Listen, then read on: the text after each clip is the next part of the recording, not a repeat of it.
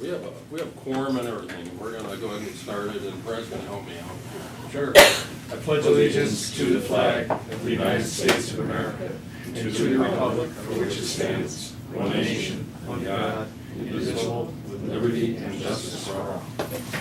Well, welcome everyone. We are back in open session. We were in open. We went to executive. We're back in open as our normal routine, and I'm trying not to snuffle too much. And I was fine until I'm always fine. It's all good. And do we have any modifications to the agenda? Yeah, I'd like to offer supplemental personnel reports for administrative staff, instructional staff, and paraprofessionals, all dated today. And everything else has been, there was the other item, Tricia, the other item got on, right? The resolution to approve board members going to Albany. So that's on here too, right? Yeah. Okay, good. Great. That was added to that as well. So we're, without objection, or good that way, and Amy's Elgin's here. Do we have a full house? We do. Members have been doing wonderful, interesting work. And so we're good. So we're in public comment period, and we have folks that wish to speak. George McDonald, how are you doing, George? Our first public comment. Where do I sit, right here? Please.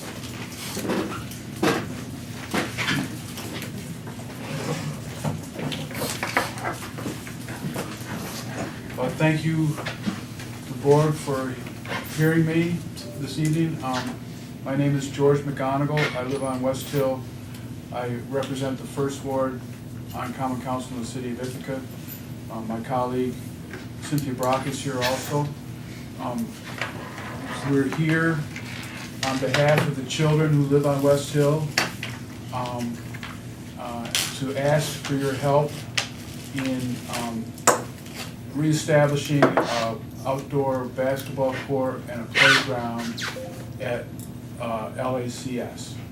As many of you know, there used to be a playground and a large basketball court on that schoolyard, and it went away when the school was expanded.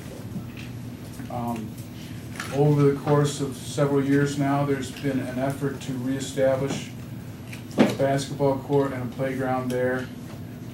There's been a lot of interest expressed, but for one reason or another, it never really gained traction. Now we have a new principal who is very eager to expand the neighborhood feel of the school. I've met with her.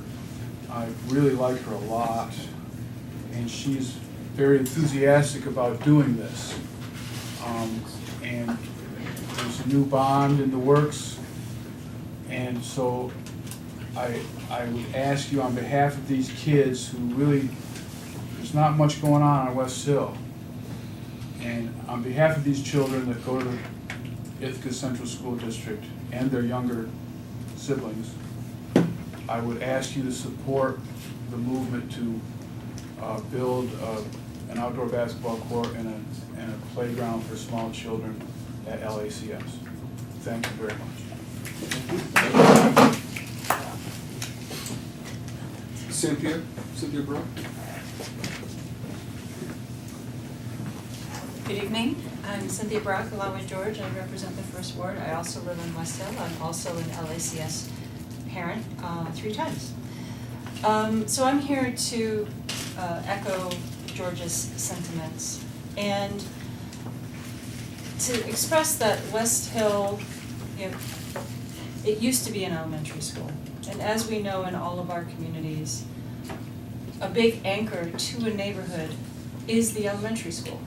It is really what brings neighbors together. It's how we get to know each other, we build relationships, we build community, oftentimes in the playgrounds as our children are getting to know each other and sharing experiences together.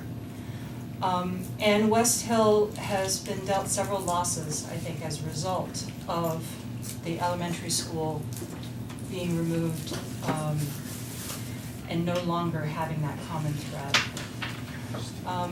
Over the years, I've met with many of you about LACS and about the West Hill community and how we can support our residents there.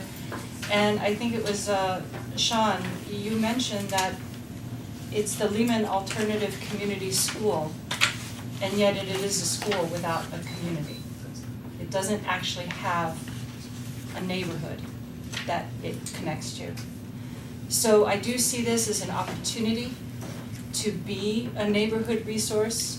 I do know that there's partnerships and communication between the school district and the city about reattaching that little triangle lot that right now is sitting in the corner of the intersection of Elm Street and Chestnut, reattaching it to the LACS parcel. That might be a good opportunity or location to consider a neighborhood playground or resource as part of the property there. I think if children and residents saw LACS as a resource for their community, more children and families from the neighborhood would apply to have their children attend LACS in middle and high school because it would already be a part of their life. It would already be very familiar and precious to them. So I do see this as an opportunity, and George and I are happy to support any resources that you might provide towards this effort. Thank you. Thank you. Thank you. Kathleen Holden? Oh, okay. Okay. Oh, good, then I get to talk about two things. One is that I am a West Hill resident, have lived there for almost 60 years. And I went to West Hill School when I was in elementary school and remember that playground. But I also remember that 20 years ago it was still there. And it was used by everyone, Hook Place and Chestnut Street and Elm Street, thank you. And it was a gathering spot for often young moms with little tiny children, and then their older children would be playing at the basketball court. So yes, thank you very much for your introduction of that idea, because I think it's a wonderful idea, and I think it has been greatly missed in the neighborhood. Secondly, I work at Enfield Elementary. I'm a pre-K teacher out there for the last 9 years, and I just wanted to publicly thank our new administrators, principal and assistant principal. It's been incredible, and I think they have given 180%, 200% in terms of figuring out where they are, who they are become a part of, and how to make that a community that respects and honors and loves itself, which has sometimes been a struggle. And so I am greatly appreciative of the work that these guys are doing. So thank you. Thanks. Anyone else wish to speak? Not seeing anyone? Very good. So we'll move on to student reps, and then board certainly can respond in a moment. Student reps, we'll go, I think, Ahai, go ahead. So the senior class recently had a very successful pancake breakfast fundraiser this past Sunday, and they raised over $700. And class assembly meetings took place on Monday, and it was an opportunity for students to learn more about what their class officers have been working on this past year and upcoming events for their classes. And the class of 2019 has partnered with the SPCA for a toy and supplies drive that will be taking place in late February. They're also having a Krispy Kreme fundraiser next month. The IHS Concert Choir in Corel will also be performing repertoire for DeWitt Middle School and Boynton Middle School next Monday. This is an annual trip to encourage middle schoolers to participate in choir when they enter high school. Prior to midterm week last week, Link Crew hosted its annual Cocoa and Creme event to help freshmen prepare for their exams. Swiss Club yesterday hosted IHS teachers to talk about women in STEM/male-dominated fields in relation to the new class, Mathematic Principles of Robotics, that the high school is planning to offer next year. During midterm week last week, members of the ICSD band went to both middle schools, and they gave private lessons and played alongside members of both middle school bands. Every year, this is a chance for middle schoolers to learn what it's like to play in the high school band, and it encourages them to stick with band in high school. It's a chance for members of the ICSD band to give back to their formative musical communities. In terms of sports, the ICSD ski team is off to a great start this season, with multiple members consistently placing in the top 5. And 3 members of the team have already qualified for states with a few more meets left this season. And the boys swim team won the senior night against Elmira last Wednesday, and they improved to 5-0 in the staff. Excellent. Anything else? It's a lot of pancakes, $700. LACS. The drama club put on their production of Into the Woods this past weekend, and it was enormously successful. The assistant director was an 11th grader. And I think all showings were very well attended, and I heard that over 400 people attended.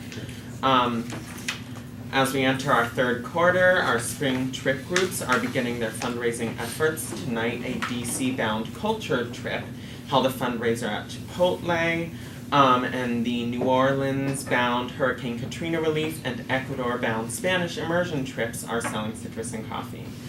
Our senior class received their senior apparel with our mascot, senior hoodies. Next Monday, our revised community morning meeting, will take effect since it was paused after the first quarter. So now there will be a time for members of our school and local Ithaca area community to share announcements with our school body. And then coming up later in March, the Facing History, Social Studies, English course will be holding its annual Middle Eastern debates. So students are getting their preparations for that. That's all. Thank you. Great, excellent. Board responses? Anyone? Brad, go ahead. On the LACS, a basketball court and a playground, we've had this discussion previously. At the time, some decade ago, the school did not want either of those things, and that was their choice. But I also recall the city owns a parcel uphill from there, and my recollection was you were going to consider putting a playground in there. Did that happen? Did the city move ahead? Do you want me to respond? Yeah, I don't know if it happened or not. Did it? No, it hasn't. No. Okay. There's So disadvantages of that particular site. Oh, okay. Well, we thought there were some disadvantages of it on this particular site. I'm sure we can look at it again. What I can tell you is in the planning this summer for the next bond, LACS did not bring up either of those items to put them on their property. They did not request those for their property. We can take a look at it, but it was not placed into the planning process because it wasn't requested. That's where we are on those two items. But We look at it. right, exactly. That's we are in the planning processes at all the sites. There will be work done at LACS. Big picture, we are looking at improving playgrounds and fields all throughout the district.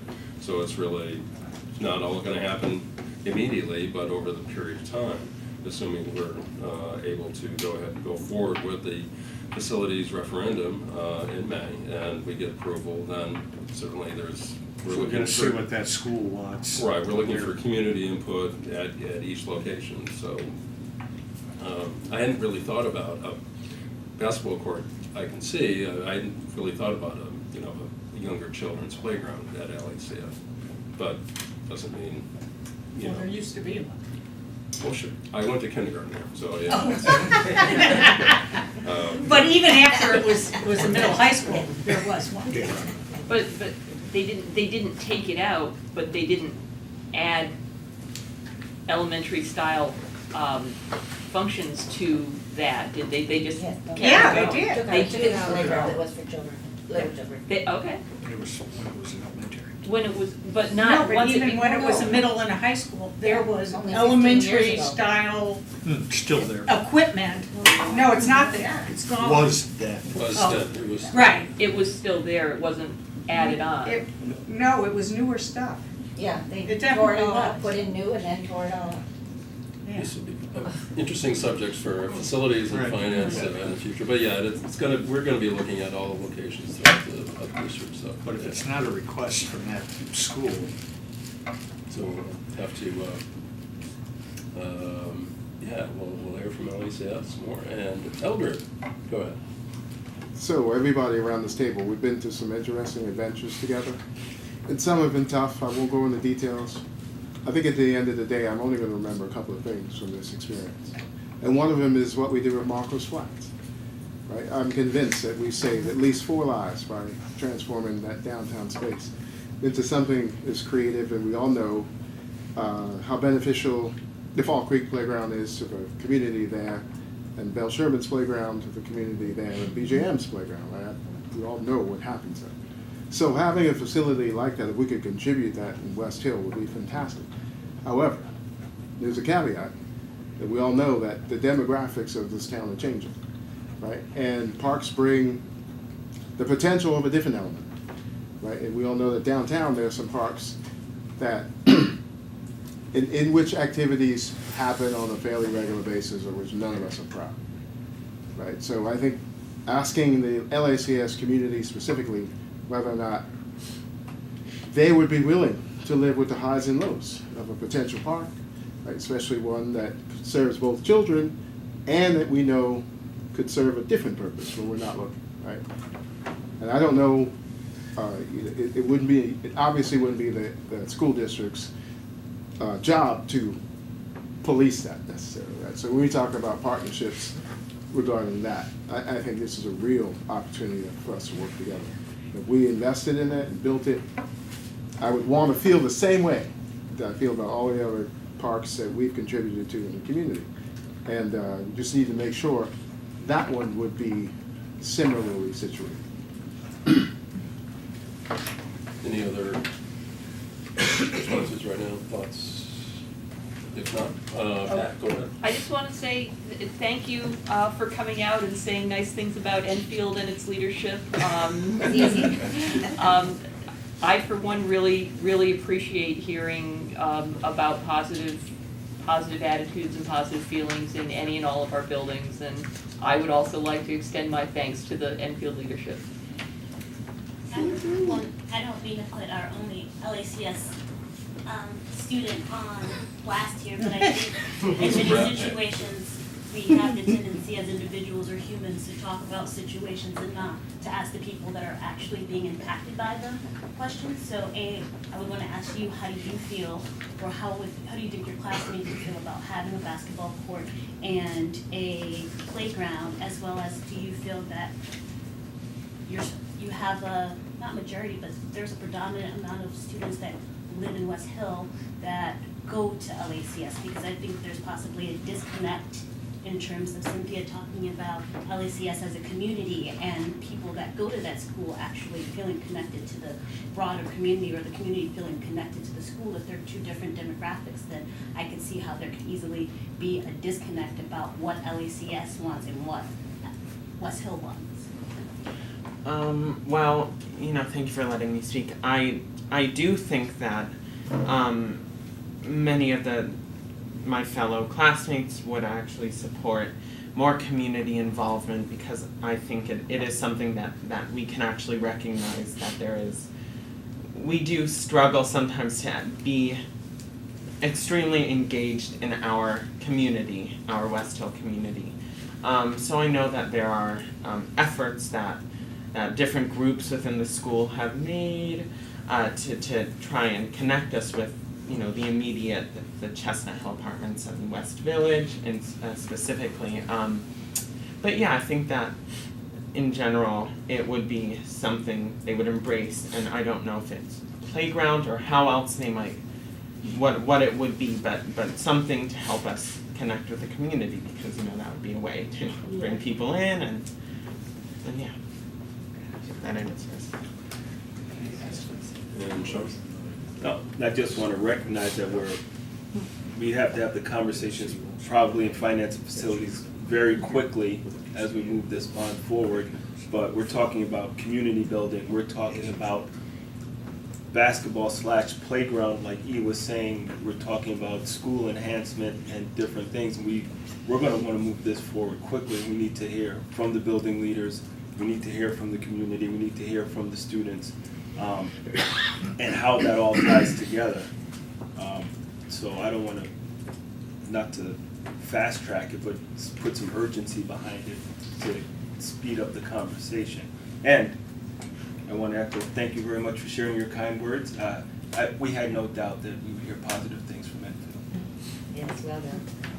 Sean, I agree with Mr. Malcolm. What I also know is that our bond, if we're fortunate enough to have the good voters of Ithaca support us, will be a multi-year process, and so this probably would not be in the first round. It would require us to have some conversations. I am intrigued. I have not thought about that triangle parcel and the ways in which we may be innovative with that space that's just come, so maybe there's some ways to do some things there. But there are a multitude of things for us to consider in making that happen. But with that being said, I think that we also need to be good stewards of the community, similar to what Elder was saying, and so we'll have some of those conversations in a number of our committee meetings. So please come join us. And thank you for what you said about Enfield. What I also know about our administration is I know that we have amazing teachers there as well. So thank you for the work that you do as well. The triangle, by the way, we gave to the city. Oh, that's what I thought. So that's not ours anymore. That's being transferred to the city, so. When did that happen and why? Well, It was an exchange of. They're making a street change. Yeah, because there's a blind. So it's just recently that it was? Yeah, Oh. yeah, we did just a little while back. So that's not ours any longer. So that's yours. So you're welcome to do as you wish with it.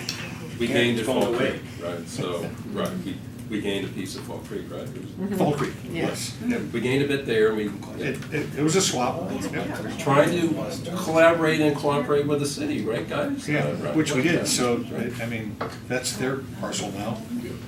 If you wanna put something on it. But I do want to point out basketball courts should be somewhat level, so. It's less than snow, so. Actually, Sorry, that's my cane. we've talked about this extensively. Yeah. We've lost some space, there's no question, there's some challenges, but there is a level place, and I've walked it with the Dean of Students at LACS, and I will say that the principal is very much in favor. George, I'd invite you to come to our finance and facilities meetings to carry on these conversations. Our work is done at the committee meetings, much like your structure, and this is much more so for us to share information and to vote on projects. So please join us for our committee meetings, and let's see what comes up next. Thank you, I'll help in any way I can. No, thank you both. It's great to have council members here. Very good. Anything else before we move on to the always exciting consent agenda? All right, so consent agenda. I'll move the consent as presented. Second? Second by Pat. There's always lots there, anything that anyone wishes to speak to? We reviewed, it was reviewed, it's already good, right? Yes. Yeah. So we'll move seconded, all in favor. That is everyone. Elders stepped out. Elders stepped out, so it's everyone but Elder. So thank you. So Dr. Brown, if we're through the consent agenda, typically that means you're next, and I'm just kind of flipping through. You're looking frantically for it again. No, I'm just. It's always in that same place. No, Thank you for the opportunity, Mr. Ainsley. I'm going to ask my friend Mary Grover to come up as we wish to share a little bit of information about the Black Lives Matter at School initiative, or a opportunity that we're going to engineer for young people. So Mary, yes, go for it. So thank you everyone for having me and the support. So teachers, speaking of the work that teachers have been doing to facilitate and affirm the lives of all of our students in our schools.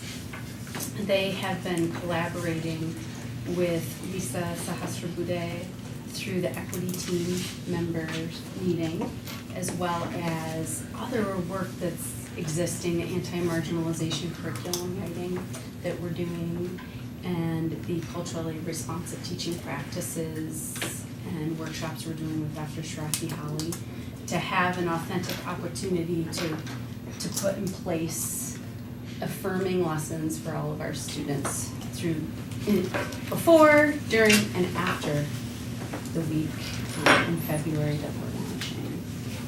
So, of course, we are attempting right now to do that in a way that really communicates that we are affirming. By affirming one group, we are not unaffirming another. So how do we introduce a mental model to our students that we can affirm lives, and it doesn't mean that your life isn't also valid and affirming and important.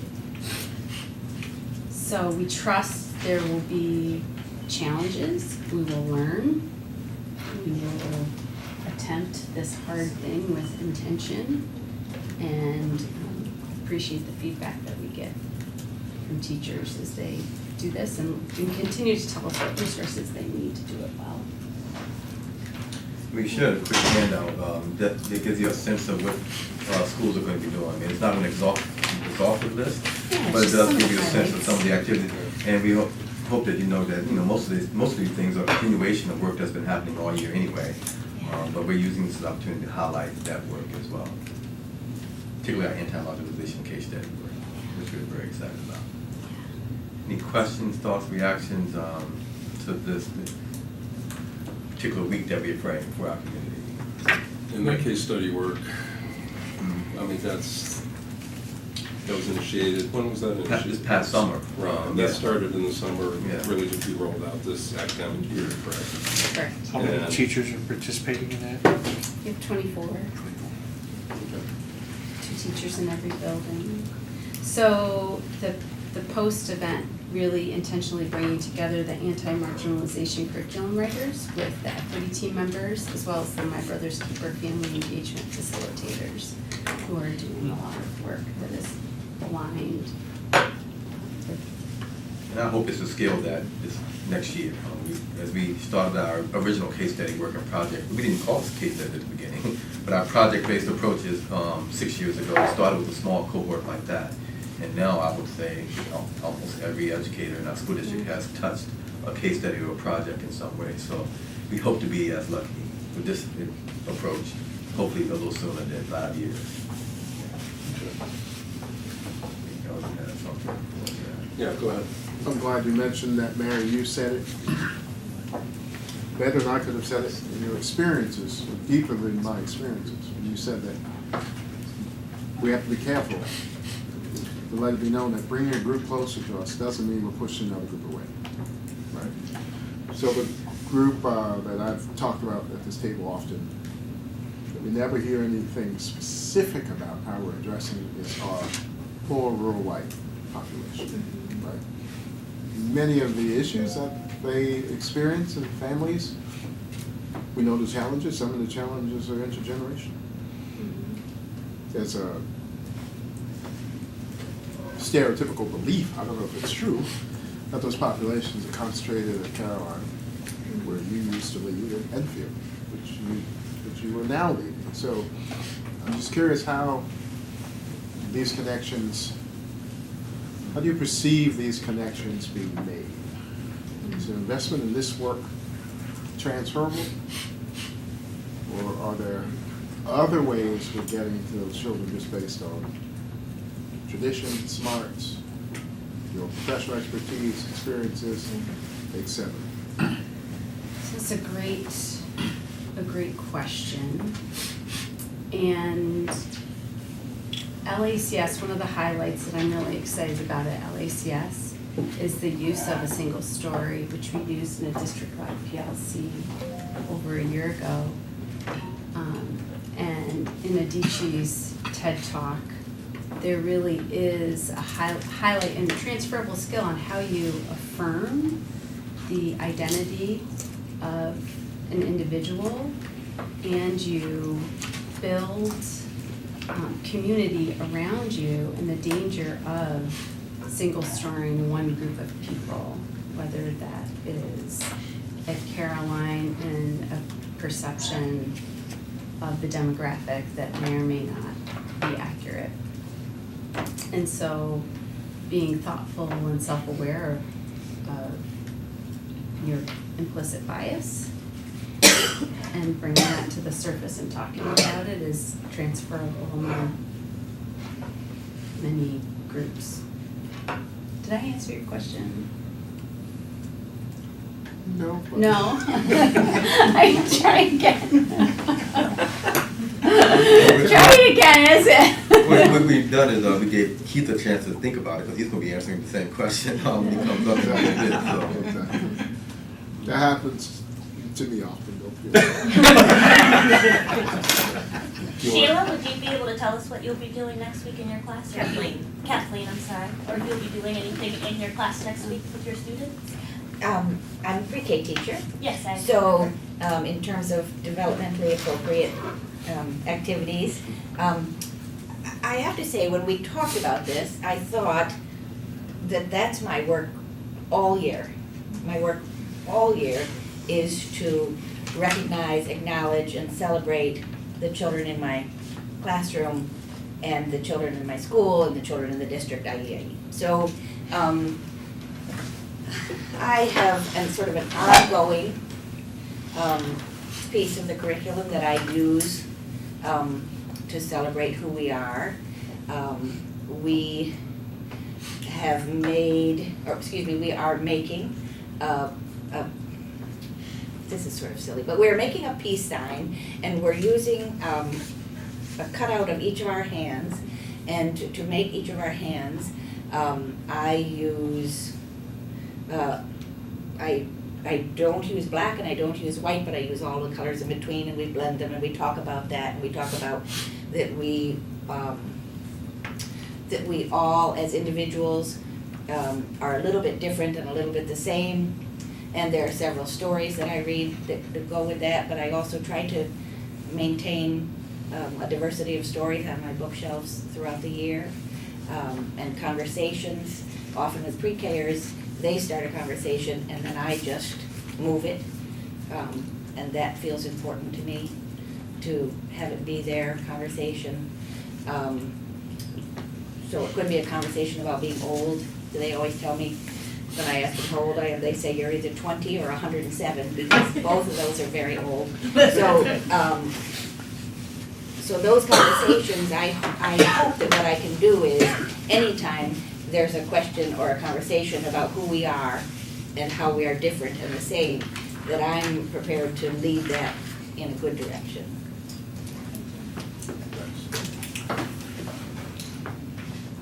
I think I feel a lot closer to 120 than 102 and then 20. That's what we have. Okay. Thank you. Now we look forward to look forward to next that week next month, and the work that goes on all year. I think that's well said.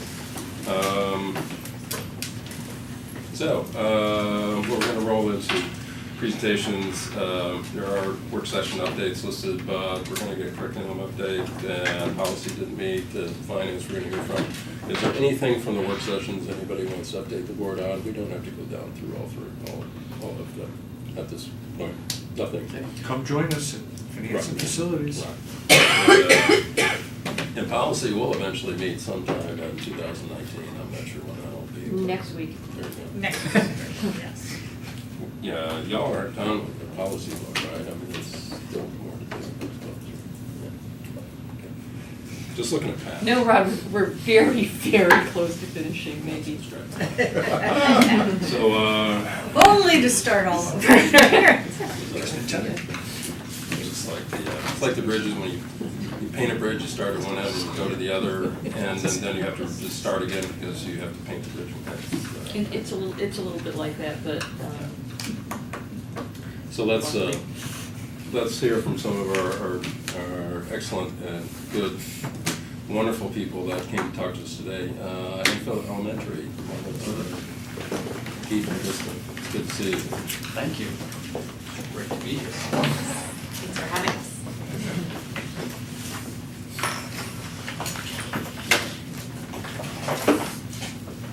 I have the pleasure of seeing you both and seeing Enfield fairly often, but others may not. So it's great to have you here and great to have you have the opportunity to talk about what's going on and what you're doing at Enfield. And what you're going to do. Do we do that or? Coming up right Coming now, up, but right. I would like to thank you for being out there, and I actually have seen many of you come through the school this year, and we really enjoy having you visit. It means a lot to the staff, to us, and also to our students. I think one of the themes that we'd like to share with you tonight is our goal to continue to build on the good case study work and really more generalized, just having authentic experiences for our students to apply their knowledge and learning. And of course, you all are part of that audience for them. So thank you for being out there often. We start every morning with our pledge. We are a proud and caring community of thinkers, learners, and doers. We encourage each other, we do our best, and we never give up. And we're really focusing this year on simplifying our conversation around behavior and around how we treat one another. In one way it's simplified, but the goal there to be, rather than having lists of things to do and not do, that we're engaging in conversations about why.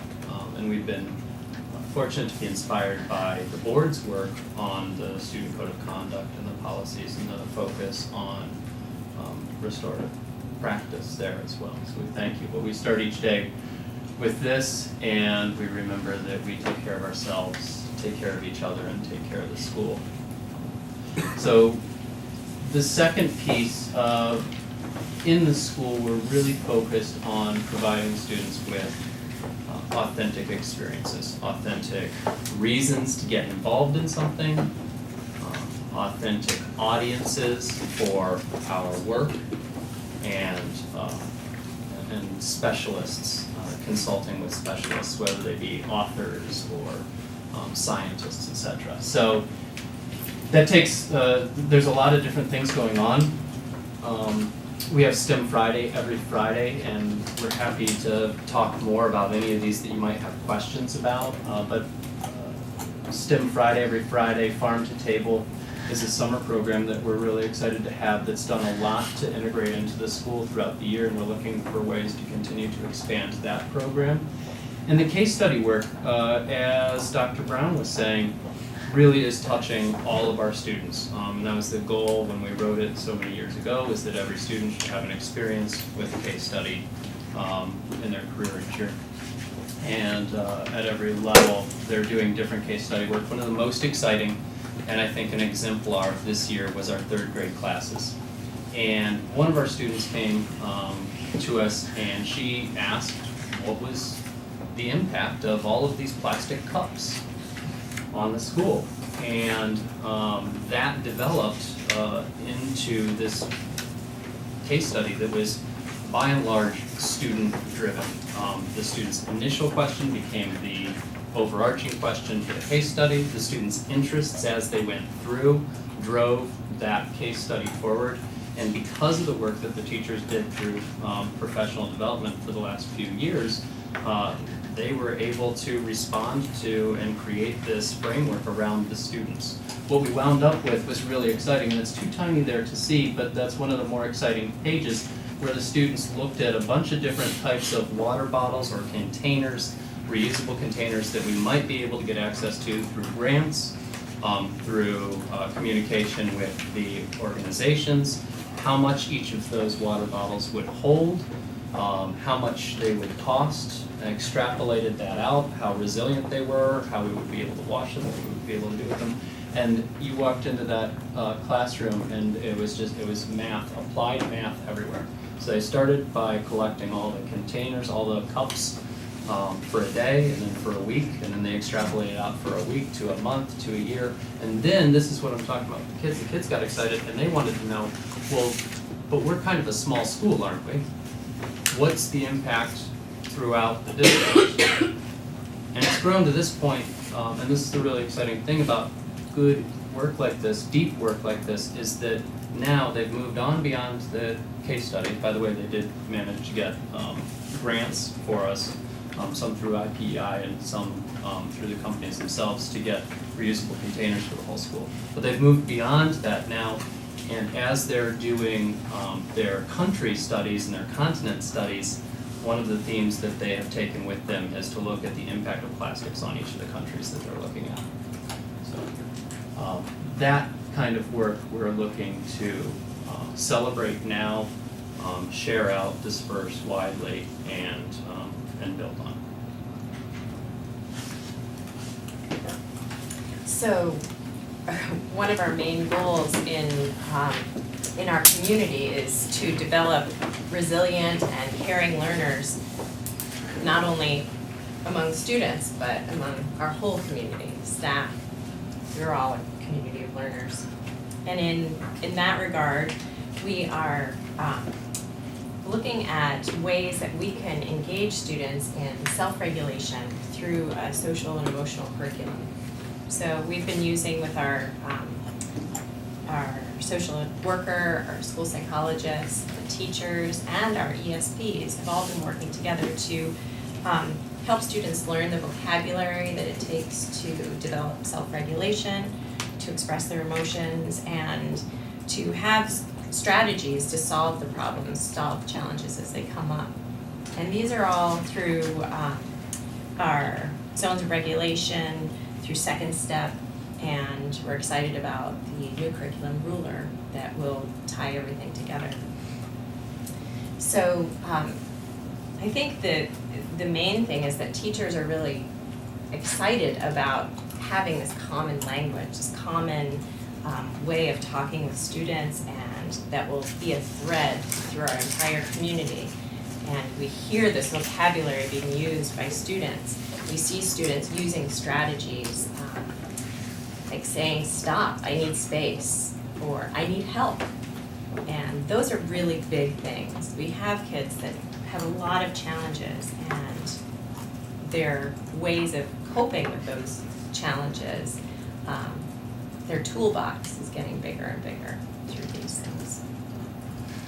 We're also using restorative practices. We have many teachers and staff that have been trained in TCIS, and we really like to look at our community as a resilient school rather than a trauma-informed school. I just want to address morning meeting is on that last slide, is something that we built into the master schedule. So there is a dedicated 30 minutes every day for every classroom to be having this morning meeting. And in these pictures, you'll see on the left, lower left, we have students doing math flashcards. So they're developing they're including physical movement in their morning meeting by doing math flashcards. 3 times 4 is 12, and they do 12 jumping jacks, and that's what's happening over there in the left. In the middle, this is pretty phenomenal too. This is a 4th grade classroom. They're working on complimenting each other, and the compliments, they started out with, I like your shirt.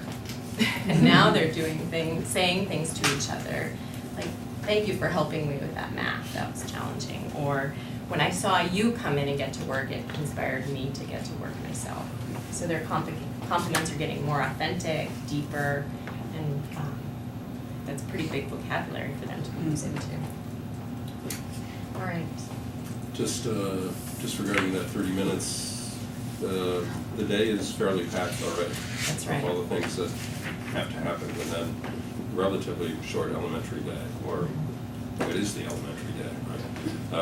And certainly we've heard, time is really tough to come by, but how were you able to carve out a full 30 minutes? This is 30 minutes after breakfast, or is it part of breakfast? Right after breakfast, right at the beginning of the day. Right, but breakfast time, doing breakfast first, then it's 30 minutes. So teachers have been very responsive to this, and there's such a need for this connection and building relationships in order for us to move forward with these restorative practices, that's invaluable time, that if we're jumping right into curricular activities, when there's no check-in, we've got a high need population of students that need to have that connection in order to move forward. Right, without that 30 minutes, you're probably losing time throughout the day. Exactly. That's right. In the presentation we set up this way because we start with the classroom at the academic education, but we recognize that, and our teachers recognize that this is paramount, that this is important. You said it really well, that the 30 minutes spent this way is a catalyst for the rest of the day to the learning. The students are more focused, they're more capable of then either dealing with their own emotions or the students have started to mediate between themselves in really exciting ways because they now have the vocabulary. So something that may have once become a blow up that would have taken a considerable amount of time to help mediate, the students are able to work through on their own because they're given that language. Yeah, I just wanted to just comment on that. That seems, I really support that. It seems a really important thing to do because it's not just a matter of how many hours you teach something to somebody tangibly, laying the groundwork, it seems really valuable. So I just want to compliment you on that. It's also expected now. The kids know. There are several teachers, I'm thinking of Dr. K in 5th grade has the morning meeting is the same pretty much every day. Not the same activities, but the same routine. And that's really, it provides a sense of safety for kids to come into that. That's really valuable.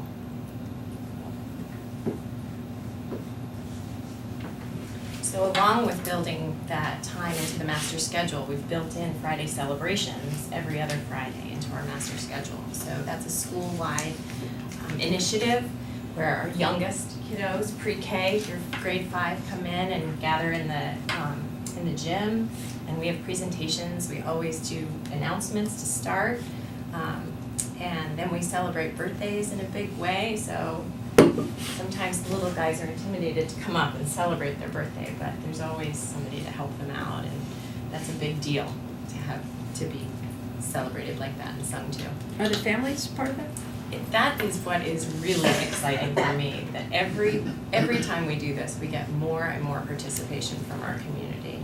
And so, it's ringing the gym right now where it's packed to come in on most days. This Friday we'll have the Junior Lego League come in and show what they did last Saturday up at Cornell. And so the kids know that they're going to present, and so of course they're telling their folks to come in and see what I'm doing.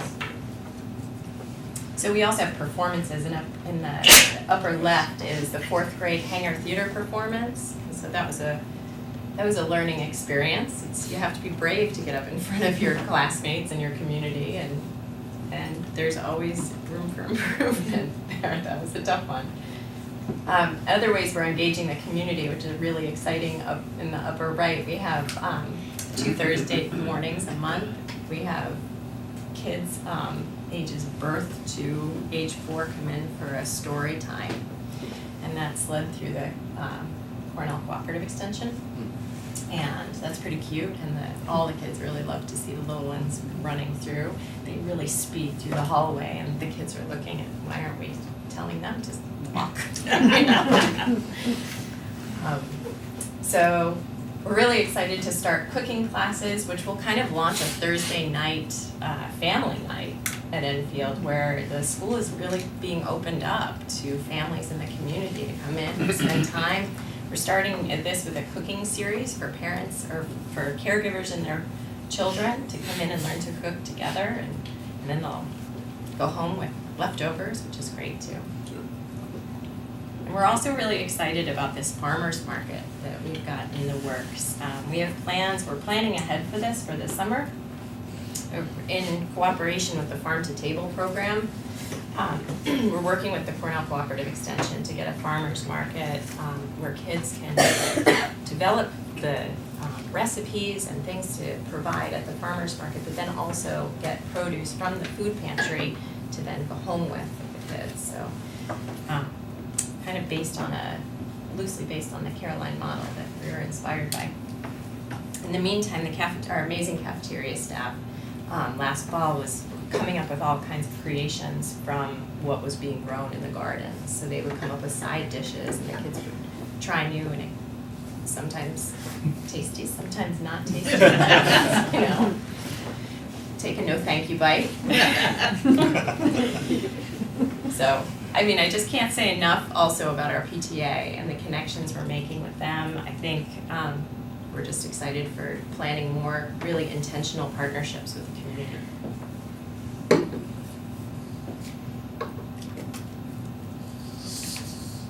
There's a lot more, so Yeah, we if could you keep have going, questions, but- we just kind of wanted to give you an overview, and you have most of the presentation in front of you with bullets on different items, but we wanted to make sure that you had time if there were things that you were interested in, things that you were curious about, you can try and answer those. And you're doing Thursday morning, you're doing family reading time, but Thursday, is that Twice a month, afternoon? It's yeah. coding in the afternoon. So that actually shifted to Monday. I should let Is you that know that. shifting? Oh. But there's coding going on Yeah. in the field, I mean, obviously kind of, Bill Sherman piloted that, and so that they had Right. an obvious connection to Cornell and folks coming in and really starting that. Enfield has never had an obvious connection to Cornell, and so how are you all doing that out there? So we're our instructional specialist, Angela Levy, has been really partnering with us to lead those coding clubs. It's casual coding during the lunch periods for grades 3 through 5. And that connection was inspired by the Bell Sherman program. It's not necessarily connected with Cornell. There's always opportunity to take it further. We have those tech integration specialists, we have 4. Thank you for that, Yeah, yeah. 4 now. Ms. Levy's one. Right. Who's got an outstanding report. Right, so that's going to be on, just go ahead. Yeah, I was just gonna say, one of the things that's really exciting for us and really important to us is, you know, when Krista and I both came from the middle schools, and then I spent time at the high school, and what I saw was that students that have some exposure to STEM are much more willing to take a chance on it. Students that don't have the exposure, just some exposure to kind of a wide variety, if they don't have that exposure, the high school has so many classes that it has this beautiful abundance of opportunities. And if you've never, put a bot together or never done a little bit of coding, the idea of starting out with DDP or something else can seem really intimidating. And so between the coding that we're doing at the lunch times and having some kind of a STEM activity to engage the students every single Friday in our library, we're really trying to give them a wide variety of breadth of framework to kind of hang future learning on.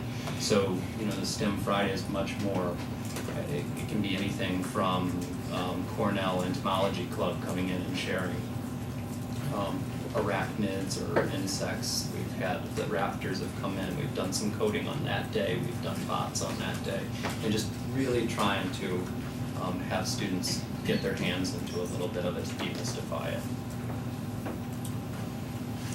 I just say that I'm really excited to hear what you're doing. It seems really innovative, and I really appreciate the efforts of kind of developing community engagement.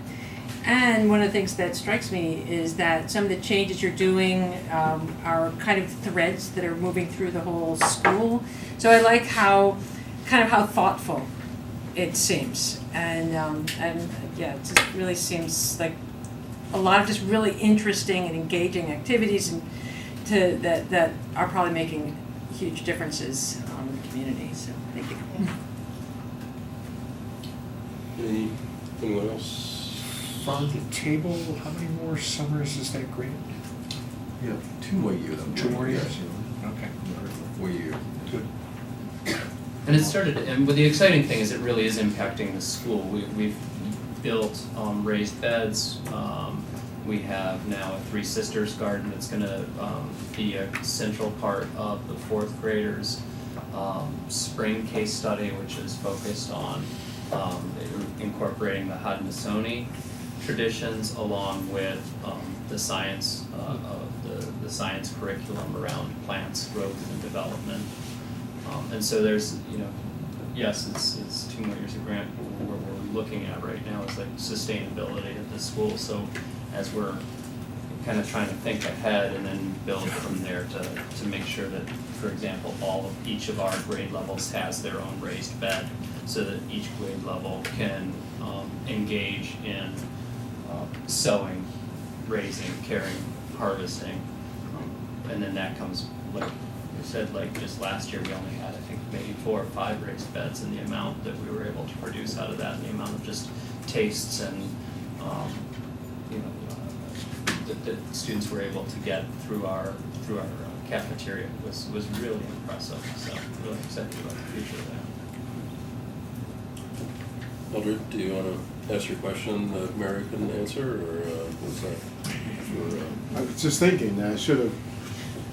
Mary, if you had come up after them, you would have had the answer. I think I'm beginning to understand. Yeah, it's a broader approach to support children. That's going to help them overcome. I mean, you said it, Kristen. You said the words. Right? Some very tough family situations out there, and this is clearly going to help the kids be centered in the day, even if they're coming from some of those difficult, situations. We have to start with ourselves. Yes. Always. So, and where we're coming from. And I think all this work is to that first end of helping the kids know themselves as they are right now. And that will evolve and shift over time. I think I would just echo what Ann said in terms of it's been really great to hear from all 3 of you, and just the smiles and the excitement. She's been smiling since I walked into this room. So thinking back to a year ago when it was the exact opposite feeling, it's a really beautiful and reassuring feeling that Dr. Brown and his team made a really great decision by bringing you 2 together. And I think it was a great idea in terms of the community Friday celebration. So in terms of thinking about how you rise from a situation where it's an identity crisis and a community is in crisis by bringing people together and celebrating and engaging people from wherever they are and starting from 0 all the way up is a really wonderful idea. Thank you. We try to, we hope what we're doing is kind of go back to what I talked about with the case study earlier, where we're putting the students at the center and we're all working together.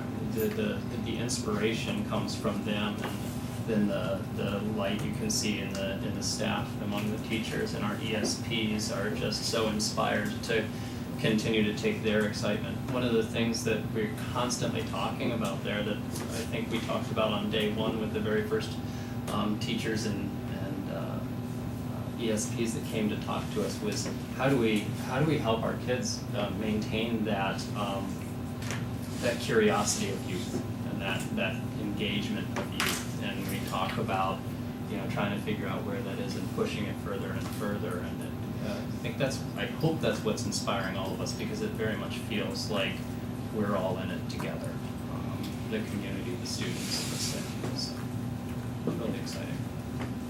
Yeah, Chris.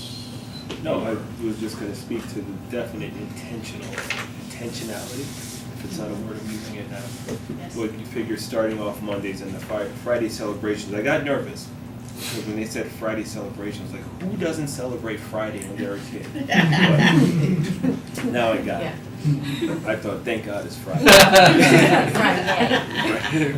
So, no, but you definitely, with the Monday starting off the day right, setting the tone and leading it. And I really love the part of the exposure. And this is something we've heard, we've talked about, the exposing them and demystifying to all aspects. So it pays dividends down the road where they'll, experiment and feel like they won't feel excluded, but included, you know, and whether it be math and the sciences and all those things where we see, you know, disproportionate participation. So that, no, it's very cool. Well, everything sounds great, but I'm particularly excited by what I'm hearing from you guys, but throughout the district on the social emotional learning piece. You know, I spent 35 years teaching teenagers. I'm now reading college application essays, and you know, I have been just so aware of the prevalence of anxiety, depression, and that our culture, I think, is increasingly spurring in young people.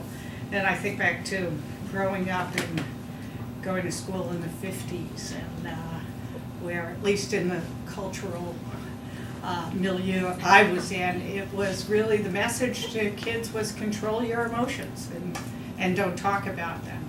And we see where that gets us. And so I've just been really, really very, very supportive and see such tremendous value in throughout our district we're addressing this, and we're addressing it with resources and intentionality.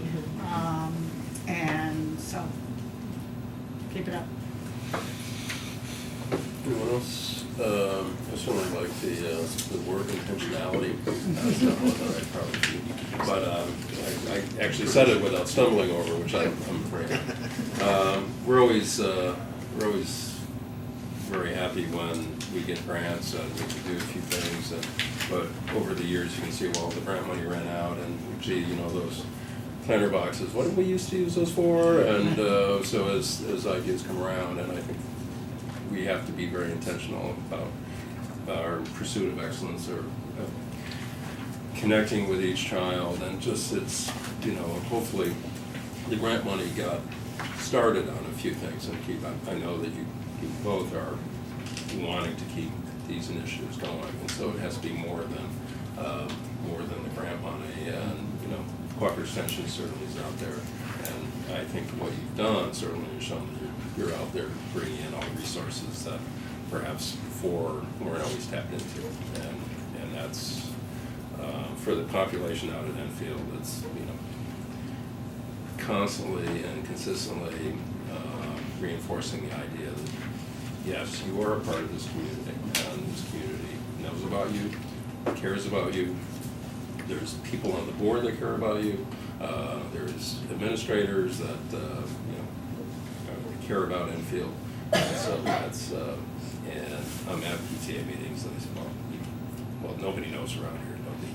Nobody on Lake Street, you know, knows about Enfield. So we try to keep reinforcing that. Yes, we do, but it has to be demonstrated consistently, and you're still in your first year, right? So you haven't been there a year yet, right? So we're looking for great things to happen in Enfield, and everyone else to begin to realize what the great things are happening in Enfield, and that it's a great place to go to school, and certainly I look forward to the continuing work. Anything else for folks that have little people coming tomorrow morning? Very early. For everything, for breakfast and the rest of the day. So, Dr. Brown, anything else? That's all. Thank you all. Thank you. Thank you all. Thank you.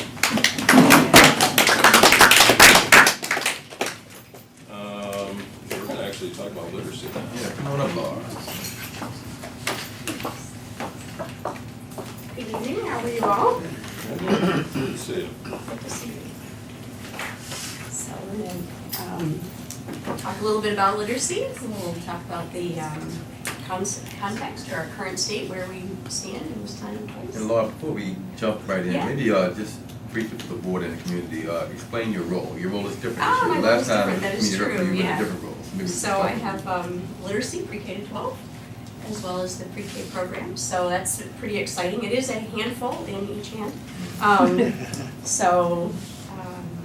That's where we are right at the moment. So what we'll talk about is the context where we stand right now in this time and place, and how we're doing, and then the work that we need to do, and some of the things that we have started, and some of the things that we need to do. You know, like as I said, it's a handful in each hand, so there are things to start as well.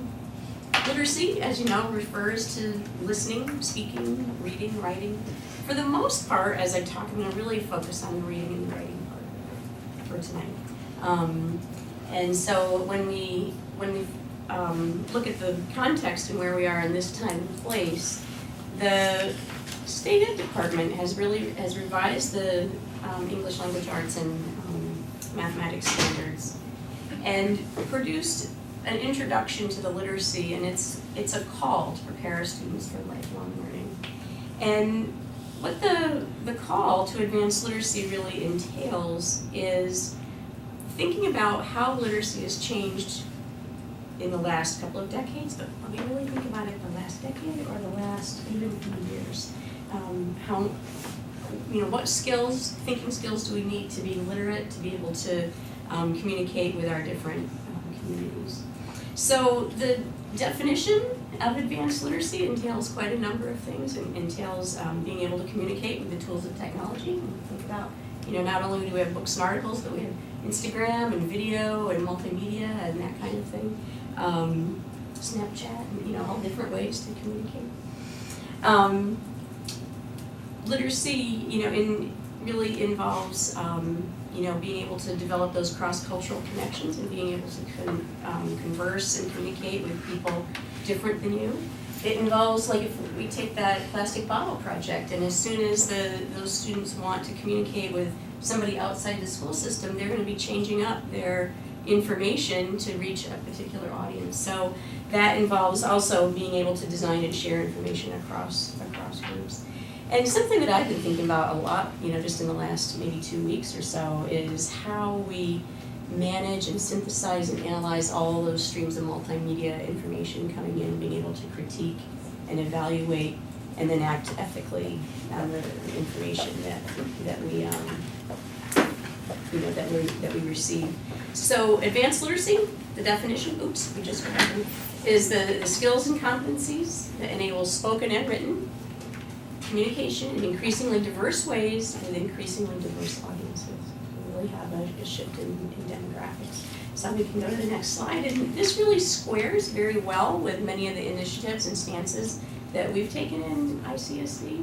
So the problem-based learning and the case studies, as Kristen and Keith talked about, and the computational thinking connects with the different kinds of literacies I just talked about. Engaging in big ideas, authentic problems, using academic language, really diving into academic disciplines. The computational thinking, being able to look at abstractions, sequences, describe an economic cycle or analyze, the use and the exponential use of, of a product in a situation. It squares with our board goals of having, our 100% of our students on grade level in K-5 and 100% of our students making a year's growth every year. And our stance on equity and inclusion. Our mission to empower all our learners with critical thinking. They need to be able to recognize inequity and then respond, with critical course examination of bias and, different materials and that kind of thing. And that really does empower our students to participate and be included. So I'm going to share with you kind of where we are at the current moment. And so what we have here is we have 6 data points, and what the data points represent is meets a benchmark, how many students meet a benchmark. Out of 100%, what percent meet? So the first 2 on the left here are kindergarten data points. The other 4 are 3rd grade, 5th grade, 8th grade, and then high school English Language Arts regions. And so each set of bars there represents 5 years, so from 2014 to 18. And so as that's a different set of students than every year. So I'll tell you a little bit about the data there and then maybe the story that it tells. You may have some questions about this. Data always raises questions, and we should always come back to our data to see how we're doing. So if we look at the first two sets of bars, the first one is at the beginning of the year in kindergarten, very beginning of the year, late September, early October. Kindergarten ABC recognition. What percent of our kindergartners can meet the benchmark in recognizing their letters?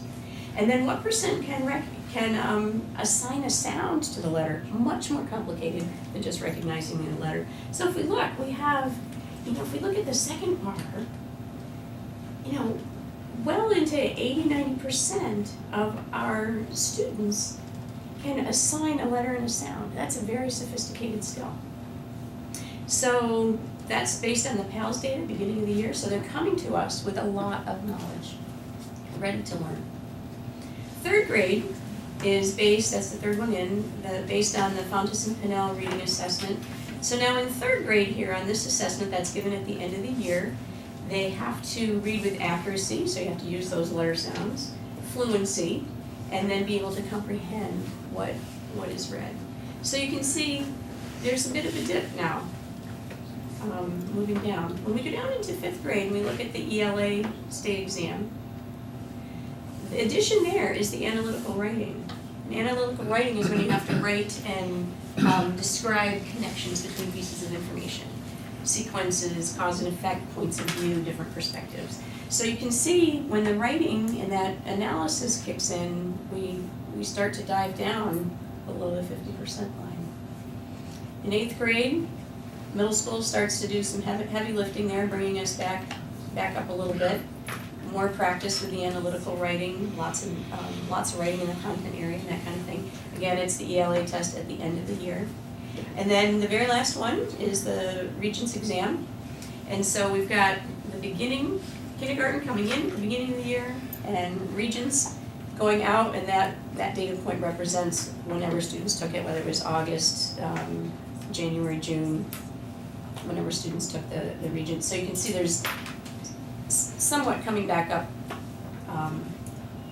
there. What I think there's a lot to celebrate here, but when we look at the gap along the top, we're not making that 100%, and that doesn't. I'm sure we're not comfortable with that. That we need to look at that group there. That's that 25 to 35% that aren't meeting the benchmark, and ask what can we do? How do we move that needle? And in 5 years, of this data, we haven't started to tackle that yet.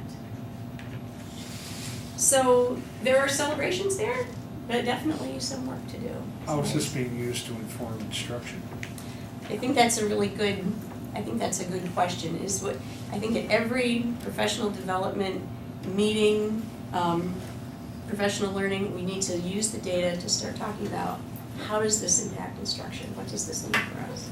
So that's why I'm using the data here tonight. When I have a reading teacher meeting, they're getting a stack of data. We're talking through the data and talking about what does this mean for the kids? What kids are they? Like we could, if we look at, say, go back to the kindergarten, we can pick out who those 25 or 30% are. So using the data to inform. And I would also add, there are other approaches that we hope will help us engage that 20% differently. New phonics instruction, the more explicit approaches to teaching phonics. We've tried that in how many different schools of piloting that last year? So we've had three schools try it, a couple more, and 2 are continuing this year. Right. Another 2 are going to start some new. Some very direct instruction with phonics that we haven't done previously. And I would refer to our case study work. That is another way to engage young people in literacy that we haven't, is now becoming more widespread. Right. So engaging young people around literacy across the content areas at the elementary level early is an approach to engage young people who we may have been missing previously. How do we bring urgency to this? Yeah. In my mind, we're failing 25% of the children. We're not succeeding with 75, we're failing 25. How do we bring some urgency to this? So I have some ideas, but let's. I do have one question. So the kids that are coming into kindergarten with a certain level of recognition, is there any correlation between kids that have gone through early childhood education and the ability to recognize those letters? That is a great question, and that is something that Lynn and Vanderwert and I have talked about and talked about. Can we have to follow it name by name. Okay. And see who is in pre-K, who is in, now who's in kindergarten, and how did they score on that PALS assessment? Because what I'm wondering is, if kids are coming in and they didn't have that preparation, and then is it the same 25% that are then not making it to that next Right. level? Or like, if you come in and you maybe couldn't recognize it, you might be able to make it. And is that gap happening even before they enter? That's a good question. Kindergarten? That's a good question. But there's a lot of kids that don't go to pre-K that are getting lots of input from home, and they don't go to pre-K because it's not, Right. just don't do that. And kindergarten, they're fine. So you could have a very split population of those who could. cannot go to pre-K. I won't go on. There's others. I mean, pre-K by definition is an intervention, so. Right. Eldred? I don't want to interrupt it. You're probably going to get to this. Again, my imagining, Laura, is if we break that down by member group, we're going to see some huge disparities, right? Yes. And it's funny, Dr. Brown and I were talking about some recent research that talks about certain artists, rappers in particular, who have exceeded Shakespeare's use of individual words, right, in their albums. And those people, individuals, were probably the same people as young people who were in those gaps. So when Brad asked about how is the reform in instruction, I want to take that one step further. How are we going to teach us to recognize that the world is literally changing around us? The world is literally changing And around they're us. using old paradigms and old ways of thinking and old materials when these populations have already proven they are shifting language. They're actually creating a new English language. Right. So Hence that how cost. can these things both exist in the same time and space? And It's in not that regard, it's ridiculous. an additional question. We had a conversation with the EIOC a few months back, over several months, how can this inform assessment? Because we know that the assessments we're given, the Fontes Purnell, the PALS assessment, which I was a part of creating, are culturally biased assessments. So when we look at those, we have to note that there is a correlation between the assessment and the lack of achievement for young people of color living in poverty.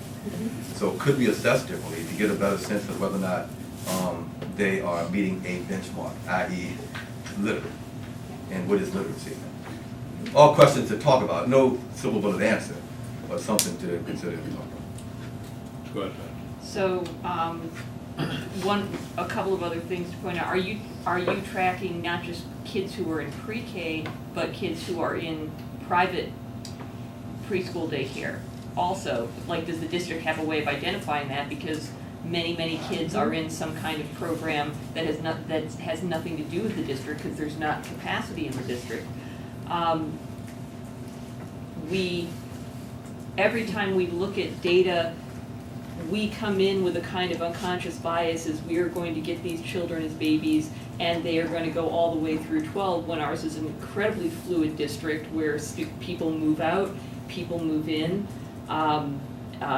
We get kids in our high school who have come from very deprived educational backgrounds. But to me, what's incredibly telling about this data set is the cliff that comes between 3rd and 5th grade. And it's not my day job to know all of these assessments, but you said something about analytical writing being the big thing. Yep. And it's the first time that comes into play there, and you can see how it just drops right down. So there's reading and there's writing and there's a connection, but there's also a disconnect. And I've been in higher education for a long time and seen not necessarily in this district. This district has, in my historical experience, placed a lot of emphasis on complex writing. But last year and the year before, when we were hearing about the importance of case studies. One of the things, as you said, Dr. Brown, that teachers were saying over and over again was that the case studies were motivating kids who would not put pencil to paper before, that it made them excited to put their thoughts down on paper, and I'm hopeful Now there's a real reason to that this will be a motivating factor and that kind of self-generated, but it's also, to me, a reminder that part of writing is practice. And it's like a lot of kids don't like math, a lot of kids don't like to write, but the practice comes, the more you do it, the less you resist it. And this comes from 2.5 years of teaching writing at Elmira College and making people churn out a multiple page paper every 2 weeks with a rough draft in between, and it does get easier. But it's also a very labor intensive in terms of grading and assessment for English teacher will tell you, yes. For teachers, yes. But I think that is an incredibly telling gap. I think it's an extremely worrisome gap. I would love to know how our district is, comparing statewide and nationally on these, and whether most districts see this. But that's where my eyes are drawn right now. We don't want to get trapped into relative performance. We're going to, well, likely we're better than average, right? So, but that's probably not. And that's true, true, however, Right. we don't want to be. it's that 25% that doesn't. We don't want to be better than Right. average in that way. Right. As our goal, You're still 100%. Right. Yeah. So, well, yes, there is lots to celebrate, but really, there's lots of work to do. Well, back to what you're patching with that drop between 3rd grade and 5th grade, if the skill is analytical writing, is there something about analytical writing that is just that different? And this is just, you don't test in 6th grade, but if you made the test in 6th grade at a different developmental point in somebody's life, is it possible that, why is it 5th grade that this gets tested? I know it's just maybe off point, but you know what I'm saying? It's like, is there a developmental thing at 5th grade? Is it that you can't prepare enough before you get to 5th grade? Is there a reason we do it in 5th grade and not 6th grade? I mean, would shifting that at all make any difference at all? That's a state exam. Yeah, it's the state exam. It's a state exam. But I'm just saying, it's like, that's a pretty huge gap between those people that are reaching that and those people that aren't. So it almost makes me wonder, like, if there's something else about what you're expecting, we expect people to be able to accomplish in 5th grade in terms of what that skill actually is. Part of the analytical writing is, one, you have to have something to say about what you've read. So you have to have processed it deeply, you have to have talked about it, experienced it, maybe done the math, and I'm pointing at the bottle project, that's what I'm doing. So you have to have that authentic experience. You have to have lived it in some degree and be able to talk about it so that when you go to write, you do have something to say. So it's a challenge, and when you do the analytical writing, you have to bring in evidence, you have to bring in support for what you're saying, and that doesn't come naturally. I remember looping with a group of kids, and when they came into the next grade and they didn't add evidence, I was like, look, I taught you this last year. But it's the kind of thing that you have to keep at it. And I would just also add that, as I think has been alluded to, that writing, people are motivated to write for real purposes, for real audiences. And so the case study thing creates real purpose and real audience that will motivate kids to strive to get their audience where they want them to go. And it's good in a variety of ways, because not only you have to read to do the research, then to write. So it's great in so many ways. You have to do the reading, you have to do the writing. And then I'll add something else. The problem is the tests are completely artificial. They are not real writing for real purposes. And many, many years ago, at the beginning of my career in the 70s, there was a huge initiative on the part of the State Ed Department to try to revamp the English regions at the high school level to make it more authentic. And they spent enormous resources. I was part of this. And the more it got worked on, the less authentic it became. And it became way more complicated. It became a 2-day extravaganza of 4 essays over the course of 2 days, but it was absolutely artificial. And these tests are absolutely artificial. That's an excellent point, Laura's, that, you know, how many kids in elementary school are really taught to hear, you know, write persuasively about something that you've never seen before, you don't care about, and you don't really understand what it is. Right. So it could be And that's what the tests are. Could there be another way that you could test a 5th grader for this skill in addition to what the state already tested? Absolutely. I mean, we're looking at summative assessments here, which is, you know, kind of a measure of what's been learned. Formative assessments would be another strategy that we would use. Those are the kinds of day-to-day assessments that inform our instruction. So the writing samples, the student work, the notes about the plastic bottles and the figures and, you know, the points you want to make if you're going to persuade an audience to recycle or whatever. You know, those kinds of assessments and student work that you collect over the course of time are the formative assessments that tell teachers, this is what a student has, and this is where I need to go in instruction. Jumping ahead slightly, in 6th grade we have an intervention going on, it's called the Literacy Lab. And it's a collaboration of reading and social studies. And so students are learning reading skills in the reading class and applying them in social studies. The reading teacher and the social studies teacher plan together. And this is exactly the kind of thing that those teachers are talking about, is they see a lot of excitement in the students because they have knowledge of, you know, just the content knowledge in 6th grade. So it's ancient civilizations and you know, Greek gods and those kinds of things. So they have the knowledge coming in, but then they also have the skill. They know what a topic sentence is. They know parts of a paragraph. You know, they can make an inference. So there's a lot of excitement building, and teachers can assess how kids are doing. And so when I've been asking, you know, how's it going? What are they learning? I'm getting a lot of that formative data. It's not anything I could put in a graph here to describe, but you know, when we get to that part, I'll, you know, give you an anecdote or two about, you know, what some of the students are saying and doing. So, shall we go to the next? So just what you started doing is we need to launch into change and really start thinking about how do we tackle that, you know, 20 to 30% that we saw that we're not comfortable with. So click again.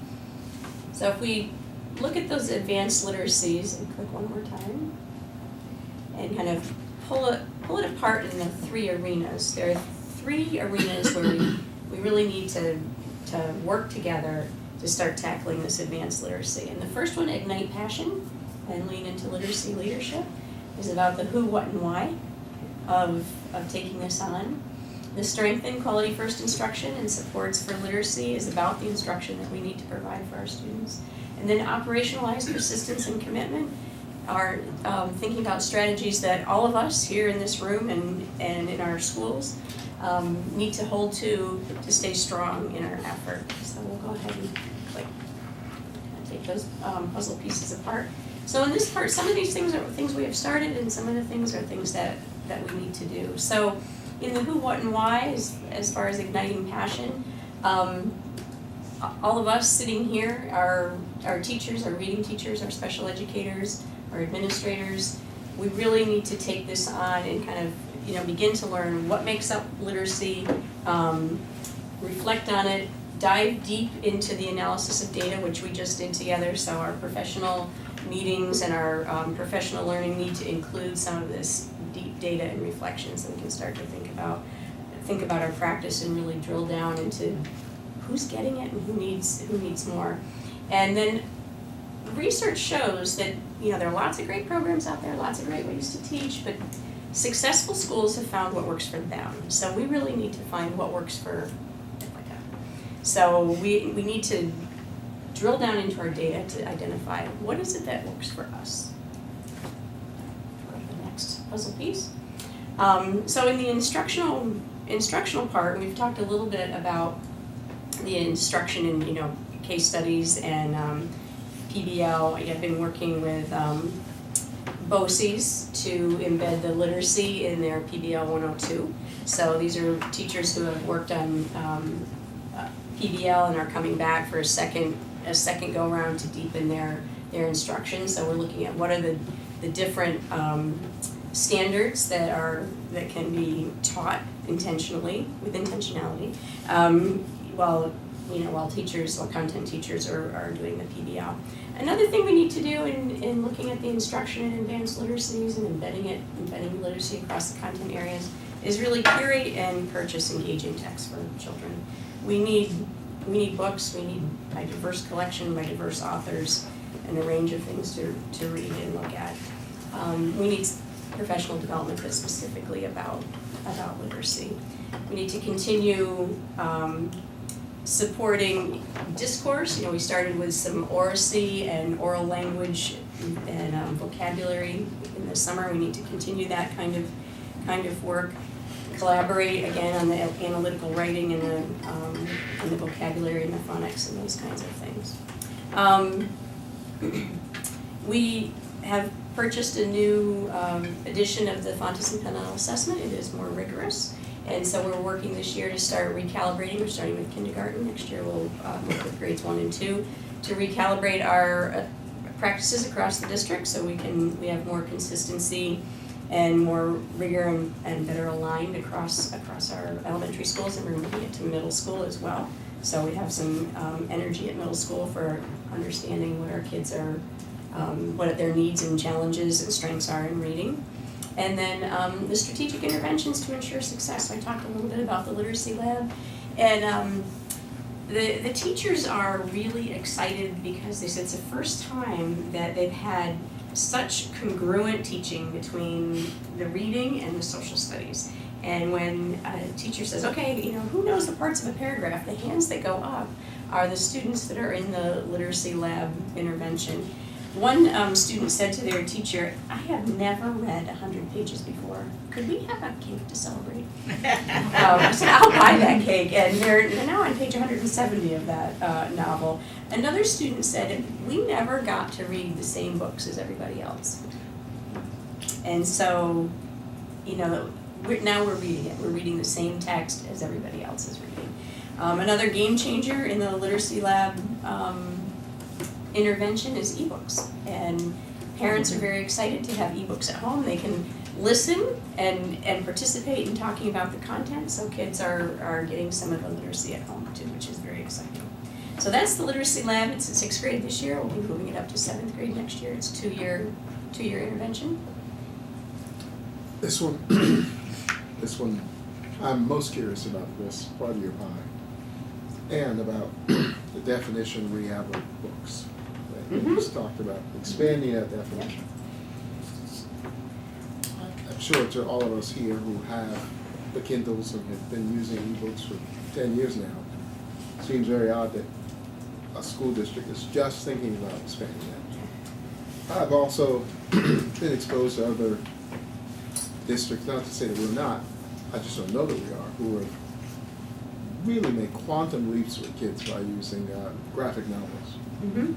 Right? By using some of the more age-appropriate comic books, because the kids you actually don't have to stand over them. Right. They're going to consume it, and they're going to say, "What's next?" So, again, this is. We need more of all that stuff. How do we catch up? Yeah, we need to buy more of that stuff, and just have it in the hands of kids. We really do. We just need more. So when you say ebook, did you mean like audiobooks or or books on an delivered electronic digitally? reader? A book delivered digitally. Okay, but not spoken. It could be. Okay. Mm-hmm. It could be. Most of them have both, you know, the text and spoken, so you can consume it either way. I have a question. Sure. Do you feel that teachers have time to explore what ignites students, like what their passions are in terms of the things that we talked about, or you talked about for the past 15 minutes, and a a lot of board members, like, people in general are gonna be engaged with things that they're passionate about. Having a daughter who's in 5th grade, actually a graphic novel was like the first book that Ms. Kaloji could actually get her to finish. And she's an amazing reader. She was in 3rd grade and was reading at 6th or 7th grade level, but she was doing it because she was good at it and didn't love to do it. So she wasn't good at writing because she didn't want to write about what she read because she didn't care about what she read. She sped through it, she got finished, and then Ms. Kaloji kept putting books in front of her, kept buying her books to try out. And it's like, do teachers actually have time to engage with each of their students and figure out what each of them love and what's going to pull them in? So really just like, as a 34-year-old woman, like, I don't really know what I'm going to be when I grow up. I don't know what I'm passionate about. So thinking about like 5 and 6-year-olds, like, how do our teachers and adults have time to like pull that out of them, as well as teach to the test, as well as think about restorative justice? Like, where's there enough time in the day for us to actually ask kids or students like what they're passionate about, so that they're able to sit down and like write a persuasive argument about something? So that's a great question. I mean, it's partly giving kids choice, it's partly professional development of, a good reading program does offer choice, and a good reading program does ask a student, well, what are you interested in? What would you like to write about? What would you like to read about? Here's a variety of things, choose. And if you don't like that one, say why you don't like it, set it aside, and let's get the next one. Part of that too is understanding what are the things that we need to teach students. What's that standard? What are we going for? So if a student picks up a book and decides to drop it, I don't need to get nervous as a teacher. I know where my end goal is. They pick up this one and I can start them down the path going this way. So I think part of it comes in our professional development and learning how to embed those things in, because that is part of a good reading program, is finding what is it that you want to write about, offering choice in both reading and writing. And is there like DLC for librarians in terms of like how do they choose their books? Because I know at PJM they'll send the kids to the library in the beginning of the morning to choose the book. So how do teachers or how do librarians like know what the thing is, or like how do they keep up with that, especially our librarians who've been here for so long and they have their books that they love, or the books that their teachers love that they continue to like purchase? And that's, I think, another great resource of folks that need to be, if it's okay if we move to the next one, if we form a literacy leadership team across the district, and we include librarians, we include students, we include teachers, reading teachers, administrators, and start thinking about how do we start, developing information that librarians can use at PLCs to think about choice, or elevating, the new Caldecott and Newbery winners that just came out earlier this week. So that's, part of the infrastructure that we need to build together. This is the part where we really need to think about what are the structures that we can use to operationalize persistence. This is a goal we gotta stick to. We can't let it go. We gotta figure out what works for us. We gotta stick with it. We gotta bring people in like librarians, like special educators, like our reading teachers. We need to bring in, the different things that work as far as, how's our anti-marginalization curriculum working? Who's engaged in that? What are some of the other phonics programs that are working for us better than others? How's our literacy lab intervention working for our 6th graders? So far we have, formative assessment kinds of evidence, nothing that I can put on a graph yet. And to develop processes that we can share the practices that are working, what's working at Enfield, what's working at Northeast, what's working at DeWitt, and start to bring those together and say, okay, these are the things that seem to be working, we can take that and use it at IHS, or we can use it at Southville. Looking at evidence-based interventions, not just picking any intervention, but that's really based on evidence of what works. And that's where the literacy lab came from. It is based on some rather robust research. Some of our phonics programs are also based on robust research, so that can continue to use the evidence-based interventions. Including data in every meeting. You can see how just the one graph sparked quite a bit of conversation here, so including data every meeting, every professional learning for inquiry. And then thinking about how do we schedule for instructional time so kids have access to that rigorous instruction. So that's something that we really need to think about is, are we providing access to all of our learners to this kind of instruction? And that's a really important question. So I think, in closing, we need to continue to ask the questions. How do you address advanced literacy in this project? How do you ensure that all learners have access? And when we're looking at budgeting kinds of things, are we funding materials and professional development so kids have stuff to read and teachers have the tools and knowledge they need to move forward with students? So that's it. Go ahead, Maureen. I would just like to add, I think we have particular challenges at the secondary level. Like going to what Nicole asked about, that for secondary teachers who have 20 to 30 kids in a classroom 40 minutes at a time, 5 classes a day, having the time to connect with their passions and address it within the curriculum is a real challenge. And also just secondary teachers who do not have training in literacy. Back when I was training, you'd have this little unit in your professional training about reading in the content area, meaning like in science, in social studies, and I don't think it's improved terribly much. And then also secondary teachers who teach a content area feel driven by the content and are not paying attention to the literacy issues. It'd be delightful if we could just solve this all at the elementary level and then they're all on track at the secondary level, but they're not. And so I think the challenges at the secondary level are enormous. And part of that challenge also is, as readers learn and grow, and I'm preaching to the choir, as they learn and grow, you kind of have to relearn how to make the inference or how to make the connection with this harder text. So even if it were all together at elementary and middle, there's still going to be the challenges in the high school. So I can think of an English teacher at the high school who does give kids lots of choice and a variety of books, and so she has quite an extensive classroom library, and kids are motivated. How she keeps up with her 100 students, I'll have to ask and find out what some of her strategies are, but I would agree it's a challenge. Other comments? Pat was obviously a proponent of practice, and I'm not sure I would have taken her class because how many papers would we have to crank out?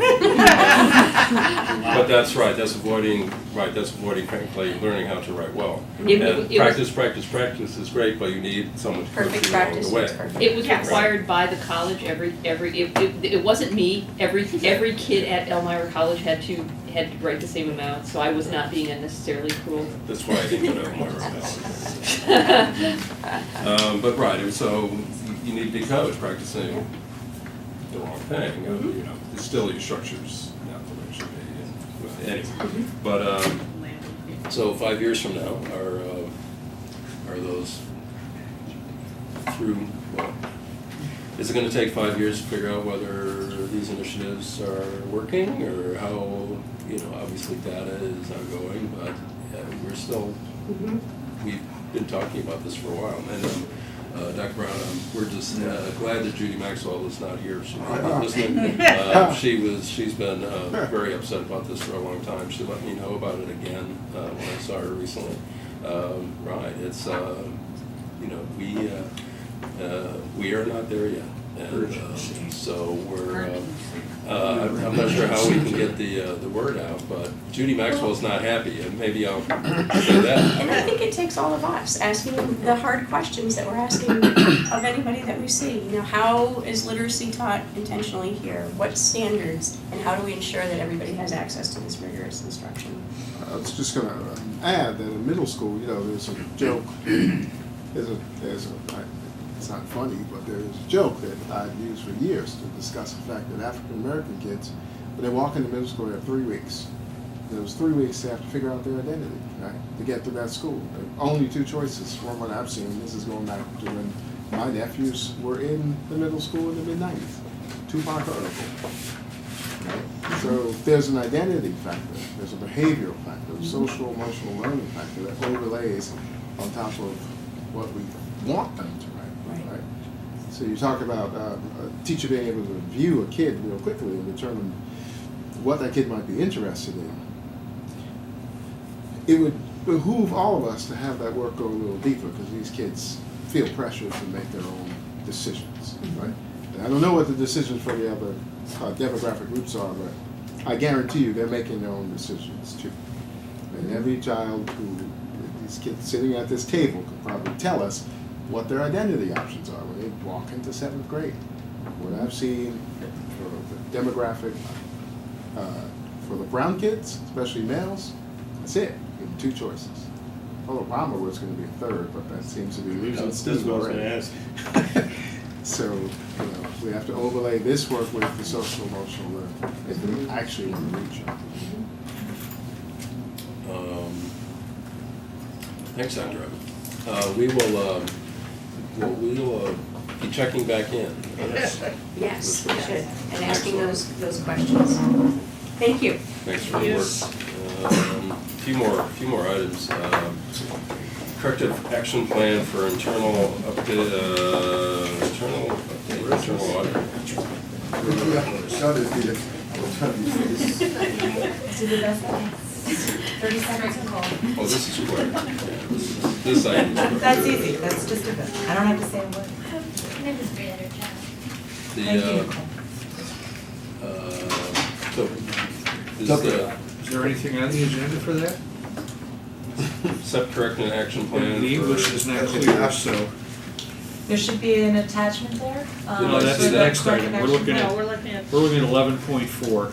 Right, that's what I was. There were some, Did I look at there were that? documents in Board docs, in right? board docs. Yeah, but I don't see a link here. The extra classroom report. Extra class, that's all it Yeah. is. We've already submitted and approved the corrective action plan, which was minimal for the financial audit. So, I mean, it's done and done. It's done and all I's are dotted and T's are crossed and it's, Well, let's- and it was gathered from the schools themselves that run the extra class Well, programs. let's talk, So- good. Let's How about let's that? talk about millions of dollars then. That would be great. All right. This is a pretty basic, again, we're sort of moving on with the budget planning, so there's some new factors since I last saw you. And so Tricia, if you can go to the second slide, we're just gonna very simply go over the executive budget proposal and just a little bit of revenue projections and sort of some of the key factors. So if you wanna go to the next slide, Tricia. So the executive budget proposal was, released by the governor, and, pretty much there were no surprises, right? We sort of expected that, a lot of the proposals that were in the executive budget may not meet some of the thresholds that some of the advocacy agencies and our board, right, have been looking for in terms of support for education. However, for us, we work with what we get. And so what I try to do is sort of let the public know kind of what the executive budget contains, and then what does it mean for Ithaca City School District. So many know the foundation aid, that's been sort of a topic time and again. At one point it was frozen, at one point it was actually decreased because of the gap elimination. There is an increase in the budget for foundation aid, but don't get too excited, Ithaca, because we only get $44,000, maybe $45,000 worth of it at this point in time. Right, so the governor's proposal comes out, there'll be another sort of final version in April that'll give us our final factors, we'll plug those in. So these are preliminary, but again, I don't think that we're expecting anything really that's gonna sort of make some major waves, you know, support the literacy work and give us all this additional funds to do that. We're gonna have to do more with what we have. There was something new in the budget from the governor in terms of student safety and well-being. That's really important for all of us here in Tompkins County, in Ithaca City School District. We collect a lot of data around that, and that has been something that we really wanted to move forward. In the executive budget proposal, there will be a whopping $1.5 million in grants. Statewide? Statewide for people to apply for. So we're not quite sure what that's going to look like. We don't know if this is going to fund maybe a research agency that then can look to what that might mean. So this is again unknown for us. We have no idea how that will come our way. But the idea is fantastic. We would love to be able to focus on mental health in especially middle schools. That adolescent time is key. But again, with 1.5 million, that's sort of difficult to tell. Not to interrupt your flow, but can you just speak briefly, Amanda, if you can, about what information do we collect right there? Because you said we are actually trying to be proactive and collect a lot of information. Yeah. So one of the key factors that we look at actually is we've been doing. This was sort of my old work, was the Communities That Care survey, and so that is a survey that's been vetted nationally. It's been used for about 25 years now. We've been giving that consistently to middle school and high school students every other year since we received a grant I think it was about 10 years ago, to create community models around prevention and intervention strategies for young people on everything from social, emotional, and physical well-being. And so there's a lot of questions in there about mental health, connectedness to school, connectedness to neighborhoods, connectedness to family, and then also sort of their peer culture. And so there's those are the four sort of overarching themes, and then within that there's different sort of realities and perceptions about our behaviors, our beliefs, and then sort of how those things influence us in terms of our decision making and our feeling. So some of the key questions from that is sort of like, how often do I feel sad? Right? How many adults do I feel connected to in my school? How often is it likely that somebody's going to come and say hello to me?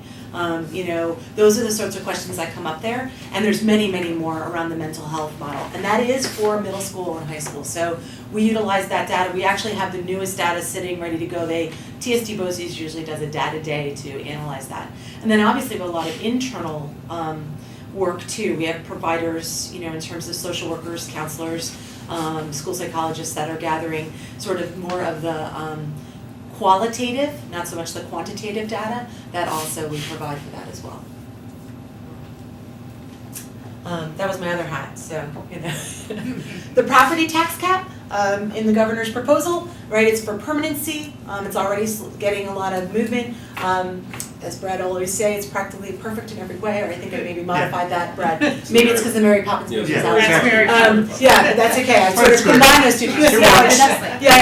I modernized it, right? Yeah. And so what that means for Ithaca, I do want to go back to this. We talked about this last year. If the tax cap has no changes and it stays exactly the same way, it will continue to not include any capital project exclusions for our students that attend BOCES.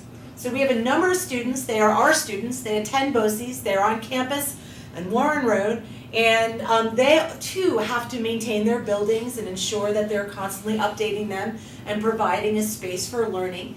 And unfortunately, currently under the tax cap, that would not be included if BOCES were to do projects, although it would be on the shoulders of our taxpayers to pay for that. But we wouldn't get credit for that in our tax cap calculation. It would be straight tax levy dollars with no benefits sort of coming back to us in any way.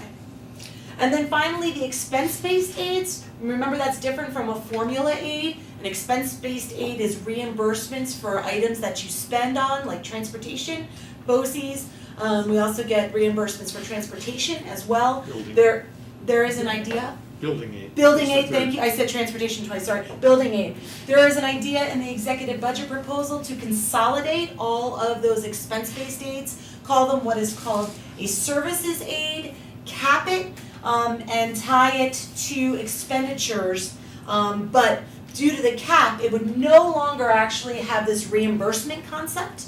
So there would be, you'd sort of get to a threshold, it would be capped at that amount of money, they would all be combined, and so a district, it's really unknown. What we think it might mean for Ithaca City School District, at least this is what some of the information is that we have thus far, is that they're thinking about taking that money due to the cap and moving that into foundation aid to increase this line, and then that would decrease the expense-based aid. So it's not a win-win in any way, it's a lose to win.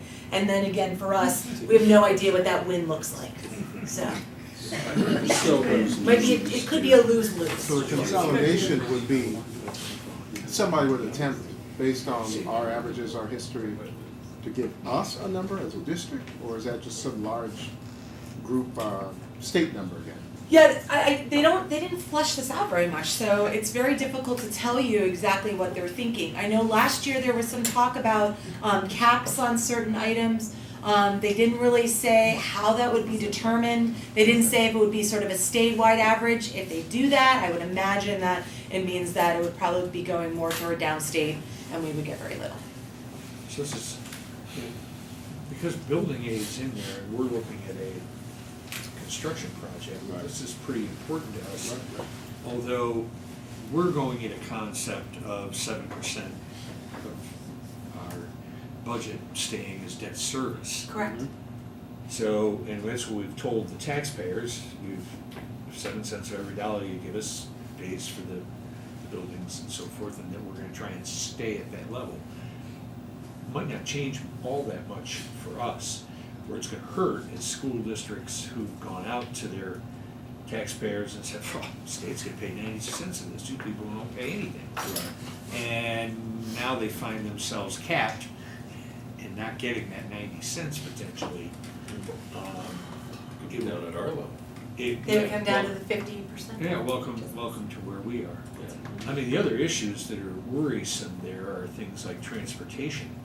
I mean, not that fuel ever goes up or down in cost in the middle of a school year, but you can imagine fuel going up badly in 1 year, and right now, we get aid based on our actual expenditures the following year. This would change that. And fuel went up, tough, and you're in a different formula. So there's some risks here for us and for other districts as they look at this potential change in the reimbursement. And what the governor's trying to put out there as the carrot is, oh, but I'm gonna give you more foundation aid in exchange. But, I mean, given his history, it's take 500,000 out of one pot, put 500 million out of one pot, put 100 million in the other, and say, see, I gave you 100 million. The fear is we've been really good at trying to manage that. Yeah. Will we get penalized for it, as we've seen happen to us specifically? Right.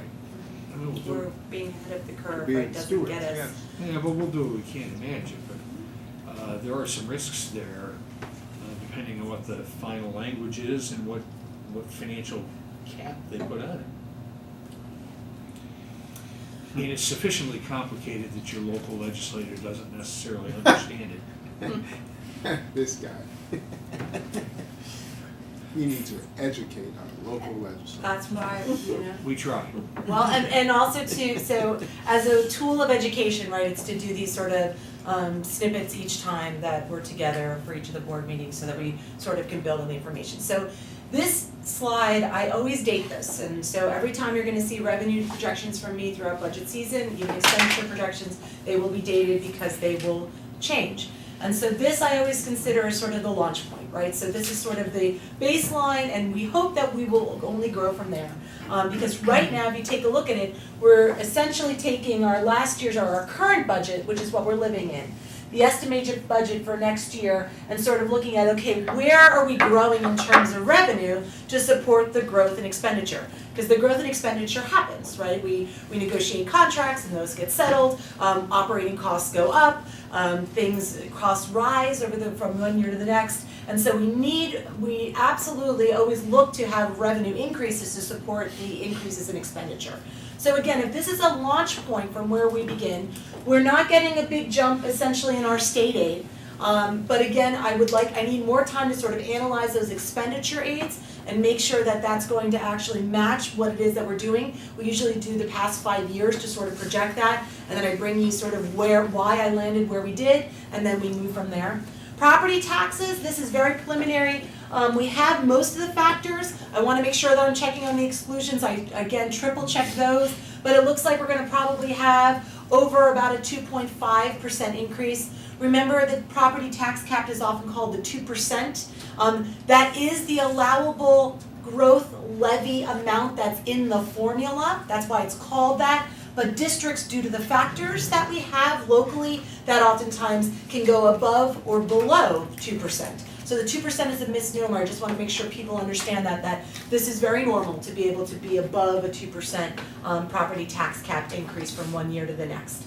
Other revenue at this point in time, we did a lot of work last year on going back a number of years and trying to project that out. We're looking at, we're pretty much keeping that flat. A lot of times this is, the major factor in this is our reimbursements for like Medicare and Medicaid, and our reimbursements for any kind of like BOCES rebates, maybe things that we put money into that budget but we actually didn't spend it, we want to check on that, and any kind of reimbursements to us for sort of from other districts, like if we're paying for things that are in our district proper, in any of the private schools, we get reimbursements from schools back for a lot of things like health and safety costs, like nursing and counseling and things like that. So those are the major sources of revenue that are coming in there.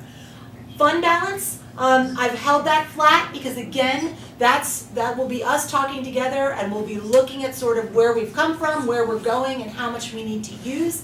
And it's absolutely an acceptable method to balance our budget with fund balance as long as we know that we have a plan to refund it, right? And so that will fluctuate, and then that gives us our totals at this time. Again, I point out the date, so that will change.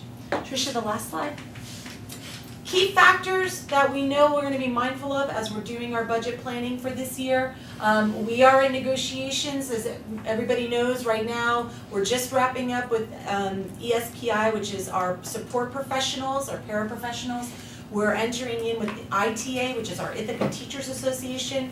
We're going in with administrators and principals.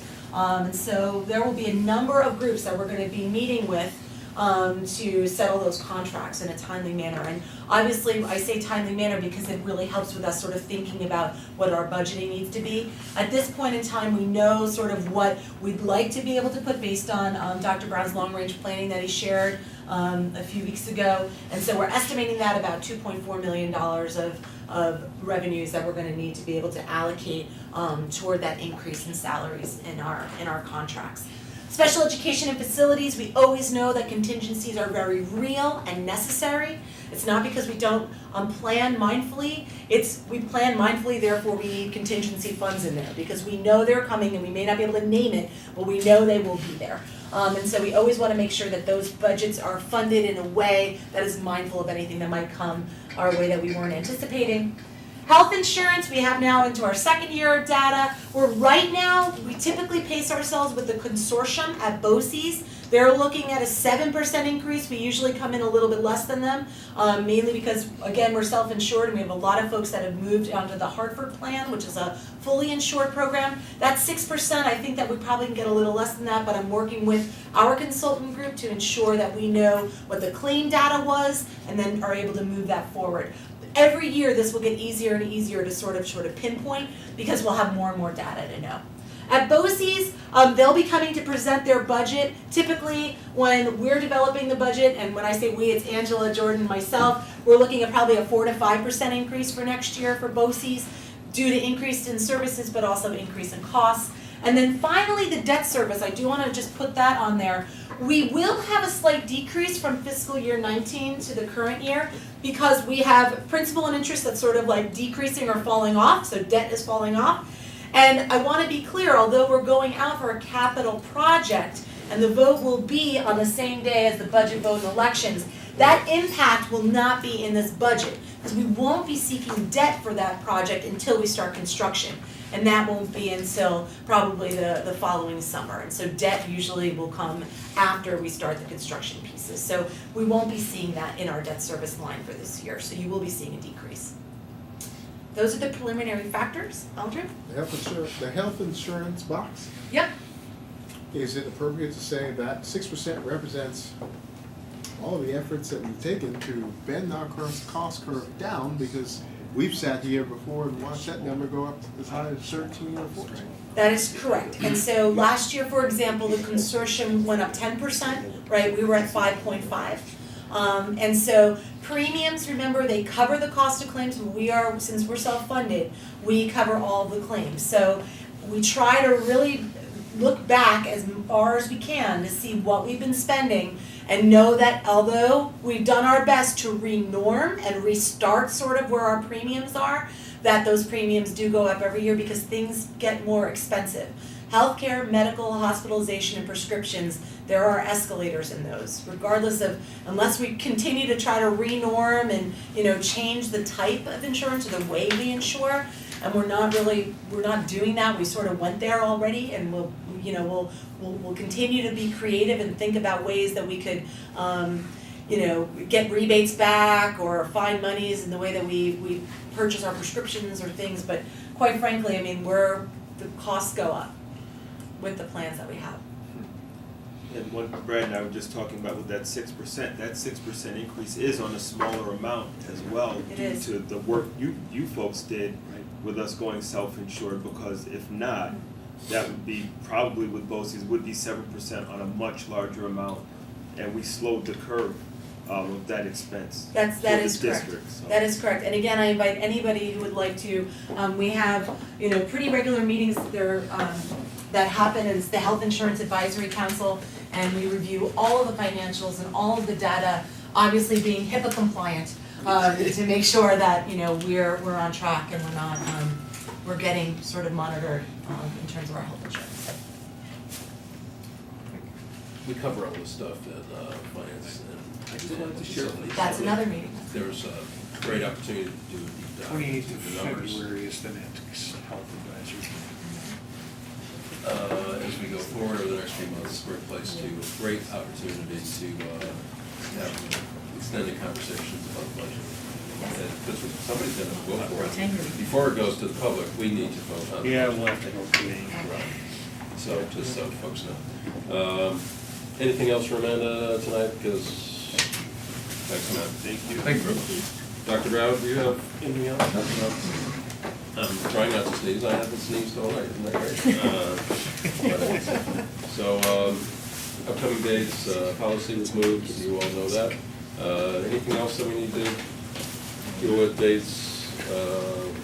We'll work on that board development date at some point, but not right now. Yeah, we'll send some dates out. Right. Maybe we're looking to do it before board meetings. Right, so, and you all take care of that. Oh. And, we good? Anything high, you good? You got anything? At least I say, you guys probably don't want to go home yet, but, other people do. So I'm good. If you guys are good? Yes. You're good? Good. Brad? Thanks. Good. Without objection, we're adjourned.